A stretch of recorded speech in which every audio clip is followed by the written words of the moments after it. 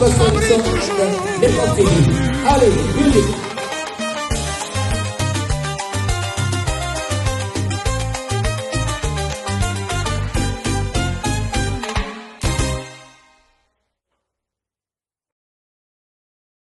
Pour vous parler de la politique en RDC. Un seul sujet à l'ordre du jour, nous allons parler de l'accord de Washington avec le Rwanda, entre le Rwanda et la RDC.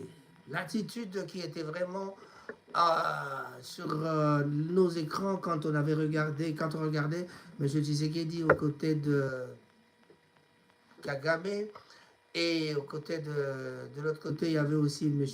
Donald Trump, le président des États-Unis. En tout cas, nous avons vu, c'est comme si le classement de leur façon de s'asseoir n'était pas vraiment bien.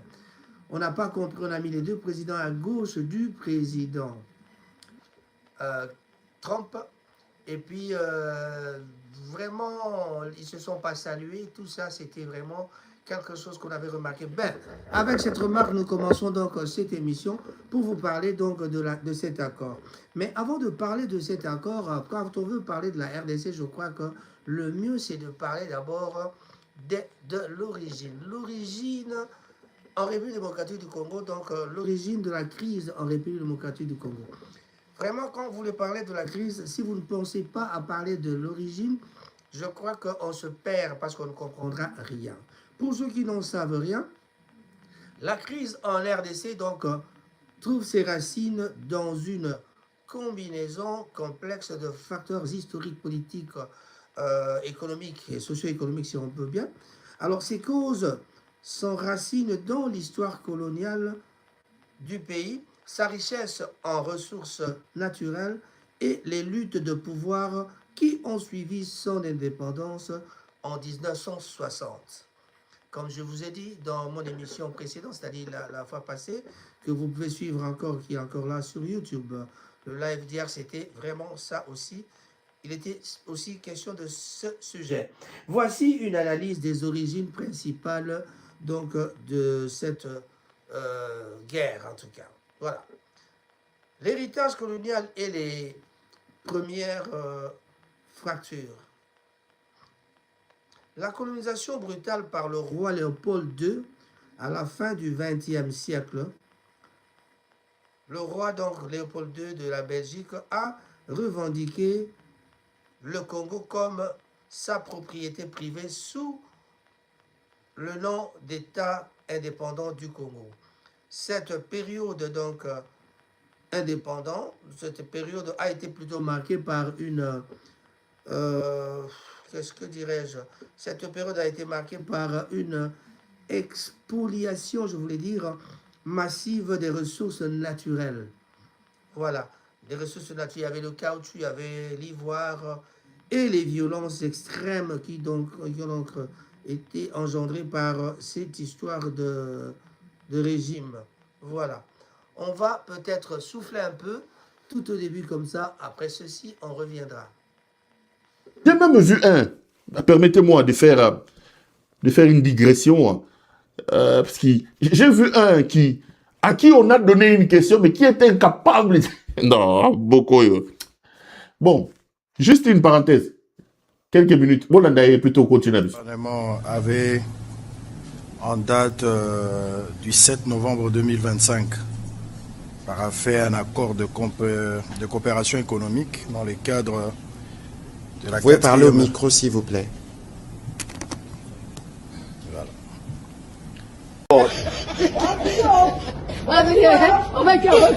Je vais aller directement à des questions. Monsieur le ministre, hormis les zones d'intérêt commun, telles que le lac Kivu, avec le gaz et autres activités y afférentes, qu'est-ce que la République démocratique du Congo peut attendre de l'exploitation conjointe des ressources rwandaises? La deuxième... Vous dites de l'exploitation conjointe de... Je disais... Pays. Pour terminer, cet accord économique qui nous lie est signé pour combien de temps et les dividendes prévisionnels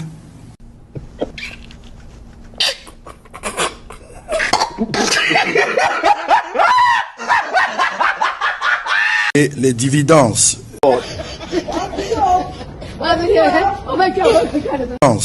prévisionnels,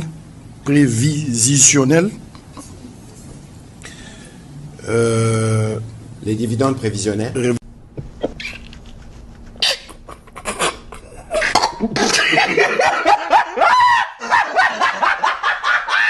prévisionnels,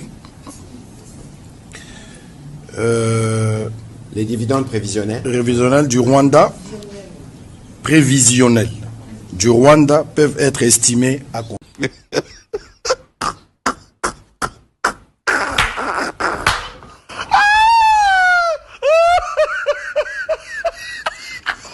et les dividendes pays.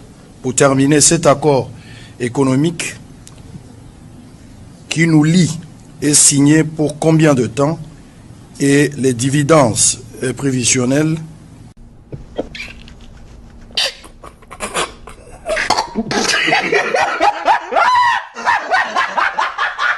et les dividendes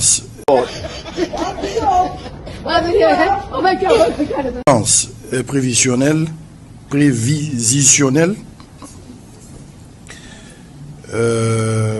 Les dividendes prévisionnels.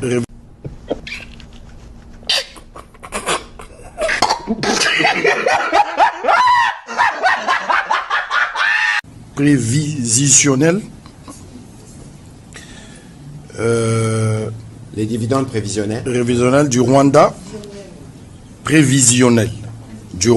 peuvent être estimés à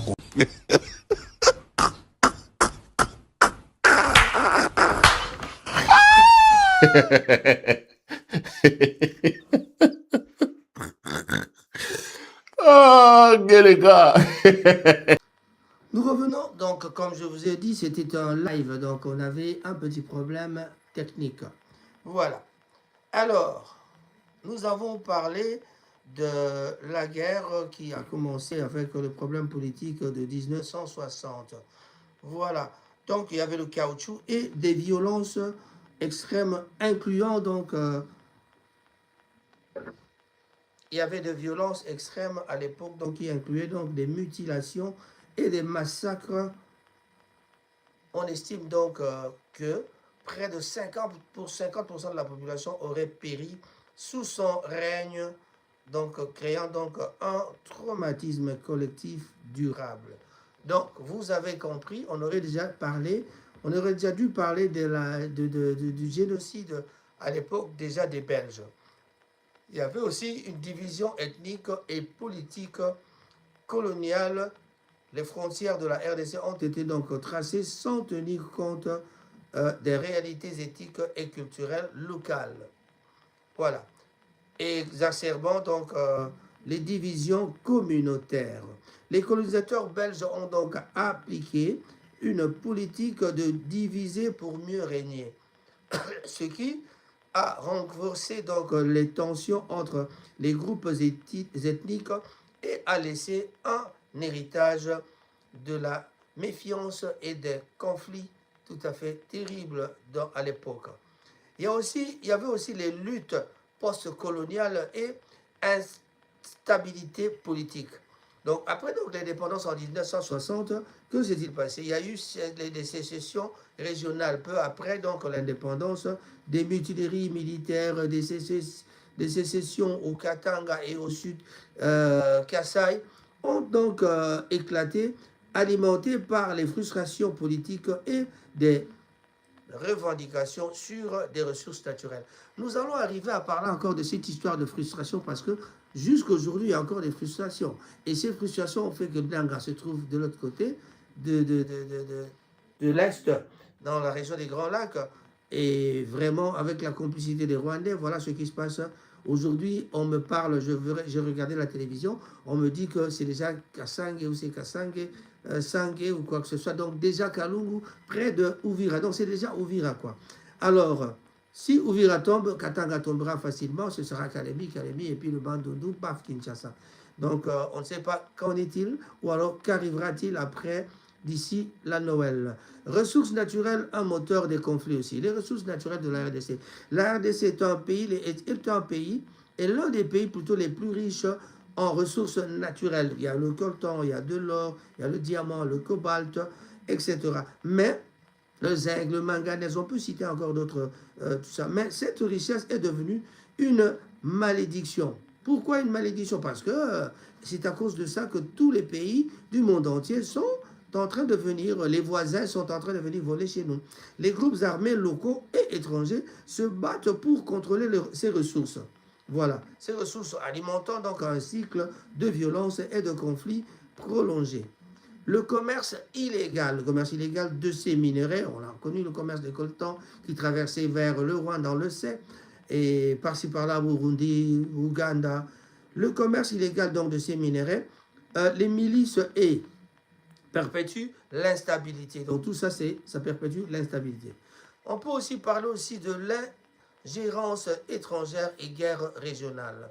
Conséquence du génocide rwandais de 1994.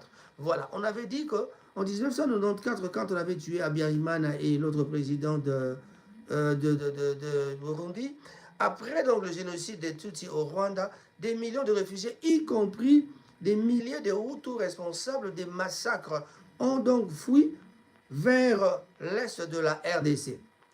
Voilà le grand problème de conflit qui dure maintenant 30 ans depuis qu'on avait commencé. Et cette histoire, on n'arrive même pas à terminer cette guerre. Quoique, cela donc a alimenté des tensions ethniques et a conduit donc à l'intervention militaire du Rwanda et d'autres pays voisins, déclenchant donc les deux guerres du Congo, 1966 à 1996 à 1997 et de 1998 à 2003, souvent donc qualifiées de guerre mondiale africaine en raison de l'implication de multiples nations africaines. Voilà. Le rôle des pays voisins aussi. Le Rwanda, l'Ouganda et le Burundi ont été accusés de soutenir des groupes armés en RDC pour sécuriser donc leurs frontières ou exploiter illégalement les ressources naturelles. Voilà, c'était ça. Donc, eux, ils viennent se battre chez nous pour pouvoir sécuriser les ressources naturelles qu'ils sont en train de voler. Donc, ils chassent nos militaires, ils chassent les habitants, ou alors, c'est la mutilation, c'est les tueries. Il y a aussi les conséquences humaines dans 5e position, c'est les conséquences humanitaires et absence de justice. Crise humanitaire depuis 1998, les conflits ont donc causé la mort de plus de 6 millions de personnes et déplacées. 7,3 millions d'habitants en 2024. Voilà, c'était ça. Donc les violences incluent massacres, viols, tortures et autres violations de droits humains.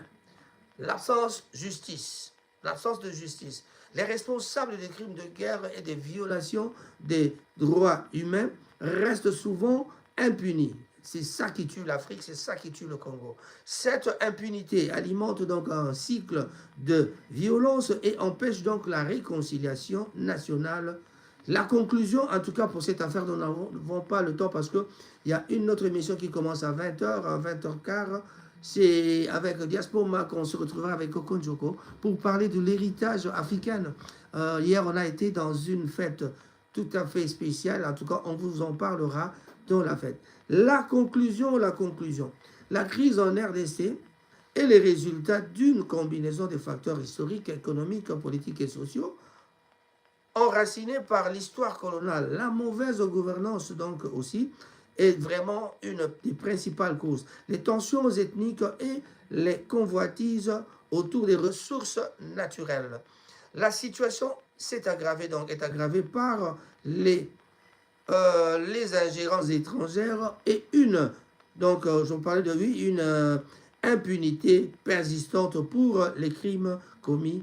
La résolution donc de cette crise nécessite donc les efforts concertés pour renforcer donc les institutions, assurer la justice pour les victimes et promouvoir une gestion équitable des ressources naturelles. Mais je vous avais prévenu que avant de parler vraiment de l'accord du Rwanda, est-ce que cela profite des Congolais? Nous avons commencé cette série des émissions pour pouvoir vous expliquer un peu l'origine de ces de cette mutinerie. Comment la crise est arrivée? Nous parlons d'abord de cette crise, l'origine de la crise pour vous faire comprendre. Et quand on arrivera aujourd'hui, pourquoi la crise ne se termine pas? Parce que les Congolais ne savent pas se mettre ensemble pour parler.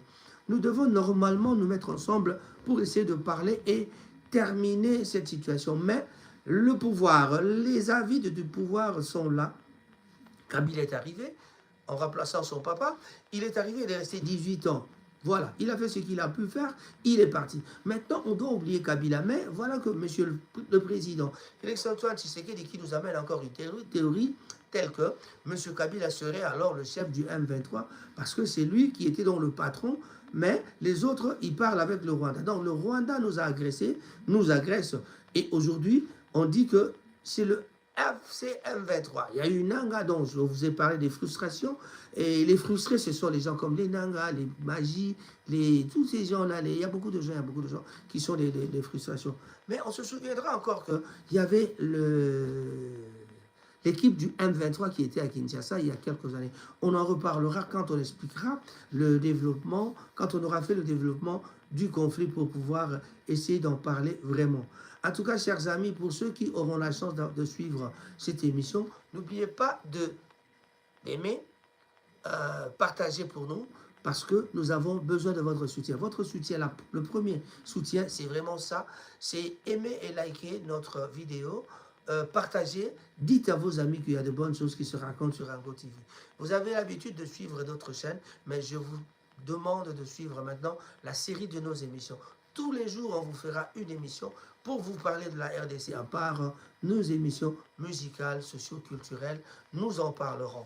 Mais on ne peut pas terminer sans dire à tous les Congolais d'aller soutenir M. Fally Ipupa, qui joue déjà 2 Stades de France, le 2 mai et le 3 mai de l'année prochaine, c'est-à-dire en 2026. Nous aurons donc Fally Ipupa au Stade de France pour un concert, 2 concerts tout à fait époustouflants. Alors, on aura tout vu, mais cette fois-là, ouvrez les yeux et vous allez écouter de la bonne musique. Voilà. Nous serons tous là pour soutenir Fally Ipupa, en tout cas, mais nous n'allons pas non plus oublier que Ferregola sera à Accor Arena, là où il jouera le 4 avril 2026 aussi. Allons tous soutenir les fils du pays pour pouvoir donner de la force à notre culture. Déjà en France, je crois que quand on parle de Fally Ipupa, on sait c'est qui. Et les autres musiciens sont en train de suivre. Koffi Olomide se trouve en France. Il joue des concerts. Il a joué son dernier 39e anniversaire. Voilà, mais pour Fally, je ne vais pas oublier de vous signaler que pour Fally, c'était donc il sera donc le 20 ans de carrière. 20 ans de carrière de Fally Ipupa, ce sera au Stade de France le 2 et le 3 mai 2026. Vous avez voulu un deuxième stade, le deuxième stade est là. Koffi Olomide se trouve encore à Paris pour vous égayer, pour nous égayer tous. En tout cas, pour ceux qui sont encore de ce côté-là, allez-y voir Koffi Olomide. Le prochain concert, ce sera donc quelque part chez vous là-bas à Genève. Fally Ipupa, le champion. Koffi Olomide, le papa. Ferregola, le challenger. En tout cas, il y aura aussi Héritier Watanabe qui va peut-être mettre une date d'ici peu. En Europe, il y a plein de gens qui viennent pour jouer. Voilà. J'ai dit et j'ai terminé. Raphaël Ngoma pour le compte de Rango TV. Toujours seul avec au four et au moulin, je voulais dire. J'étais à la réalisation moi-même, en tout cas. Je vous convie de bien vouloir ne pas oublier de vous abonner. Si vous voulez devenir un membre, tout à fait, qui supporte Rango TV, vraiment, nous sommes là pour vous. Et si vous avez des conseils, n'oubliez pas de marquer en dessous dans les commentaires. Je salue tous les amis de Manchester. Non, n'oublions pas que jeudi, vendredi, samedi et dimanche, on se retrouve chaque fois chez Caribou pour pouvoir déguster la bonne viande, déguster la bonne bière aussi, avec l'accueil de Cyril Modogo et de Mama Lisa Ponga à la cuisine. Et si je dis que j'ai terminé, vous pensez que je suis en train de mentir? Non. En tout cas, ce sera donc pour une prochaine fois. Je salue tout le monde. Bye bye. Et pour terminer notre émission, nous allons parler de la sorcellerie dans Wenge Musica BCBG. Gilles Kibens quitte Papa Chéri, quitte Ringue Musica, mais en tout cas, on parle un peu de ceci. Vrai ou faux? En tout cas, c'est sans commentaire. Écoutez ça. Songi na net bandeko ba bolingo bangonde balobi bisotrobi kaka topesi information. Bandeko bakangi Jules Kibens Ndoki, le professeur Jules Kibens. Mutu akangi Ndoki mwasi ya Blaise Esabe.